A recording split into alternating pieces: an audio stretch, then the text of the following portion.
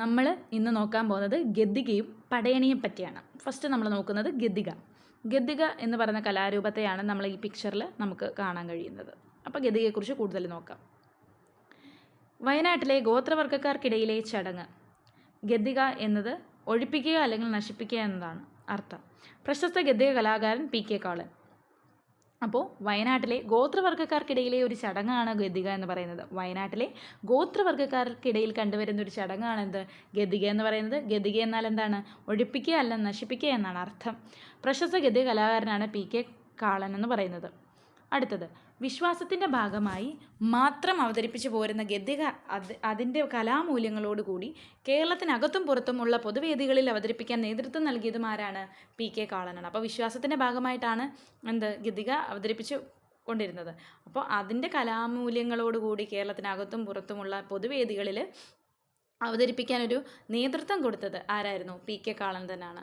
അതുകൊണ്ട് തന്നെ അദ്ദേഹത്തെ നമ്മൾ പ്രശസ്ത ഗദ്ദിക കലാകാരൻ എന്നാണ് അറിയപ്പെടുന്നത്. അതാരാണ്? PK കാളനാണ്.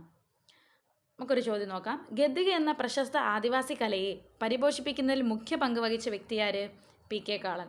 ഗദ്ദിക എന്ന പ്രശസ്ത ആദിവാസി കലയെ പരിപോഷിപ്പിക്കുന്നതിൽ മുഖ്യ പങ്ക് വഹിച്ച വ്യക്തിയാര്? PK കാളനാണ്. അപ്പോൾ PK കറുപ്പനെന്നും കൊടുത്തിട്ടുണ്ട്, അത് നമ്മളെ തെറ്റിക്കാൻ വേണ്ടി കൊടുത്തേക്കുന്നത്. അപ്പോൾ നമുക്കറിയാം PK കാളനാണ് ഗദ്ദിക എന്ന പ്രശസ്ത ആദിവാസി കലയെ പരിപോഷിപ്പിക്കുന്നതിൽ മുഖ്യ പങ്കുവഹിച്ച വ്യക്തി. ഓക്കെ, അപ്പോൾ നമുക്കൊന്നും കൂടെ നോക്കാം. അപ്പം നമുക്ക് ഗദ്ദികയാണ് നമ്മൾ പഠിച്ചുകൊണ്ടിരുന്നത്. വയനാട്ടിലെ ഗോത്രവർഗ്ഗക്കാർക്കിടയിലെ ചടങ്ങാണ് ഗദ്ദിക എന്ന് പറയുന്നത്. ഗദ്ദിക എന്നാൽ ഒഴിപ്പിക്കുക അല്ലെങ്കിൽ നശിപ്പിക്കുക എന്നാണ് അർത്ഥം വരുന്നത്. പ്രശസ്ത ഗദ്ദിക കലാകാരൻ ആരാണ്? PK കാളനാണ്. ഈ PK കാളനാണ് ഈ ഗദ്ദിക എന്ന് പറയുന്നത് എന്താണ്? ഒരു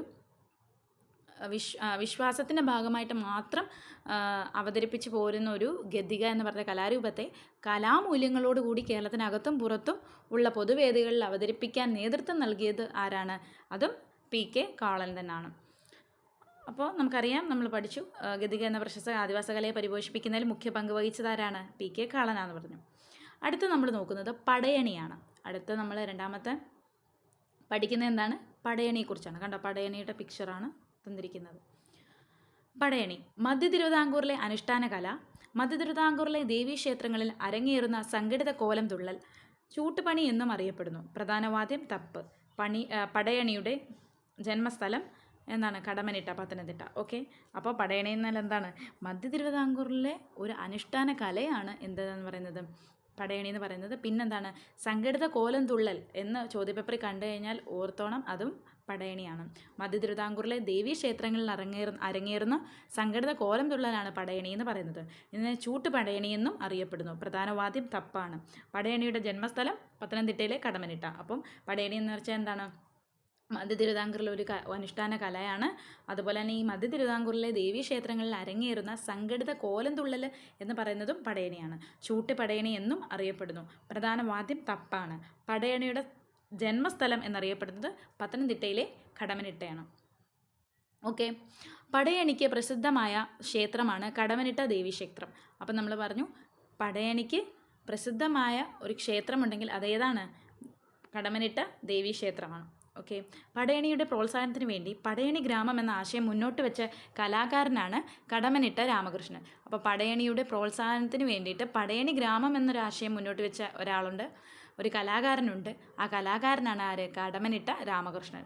പടയണി നടക്കുന്നു എന്ന വിവരം അറിയിക്കാൻ നടത്തുന്ന വാദ്യമേളമാണ് കാച്ചികെട്ട്. പടയണി നടക്കുന്നു എന്ന് എല്ലാവരെയും അറിയിക്കാൻ വേണ്ടിയിട്ട് ഒരു വാദ്യമേളം നടത്തുന്നുണ്ട്. അതിനെ നമ്മൾ കാച്ചികെട്ടെന്ന് പറയും. ചില സ്ഥലങ്ങളിൽ അതിനെ തപ്പുമേളം എന്ന് അറിയപ്പെടുന്നുണ്ട്. ഓക്കെ, പടയണി പാട്ടിൻ്റെ താളത്തിനൊത്ത് കവിത അവതരണം നടത്തിയ മലയാള കവി ആരാണ്? കടമനിട്ട രാമകൃഷ്ണനാണ്. അപ്പോൾ പടയണി പാട്ടിൻ്റെ താളത്തിനൊത്ത് കവിത അവതരണം നടത്തിയ മലയാള കവിയാണ് കടമനിട്ട രാമകൃഷ്ണൻ.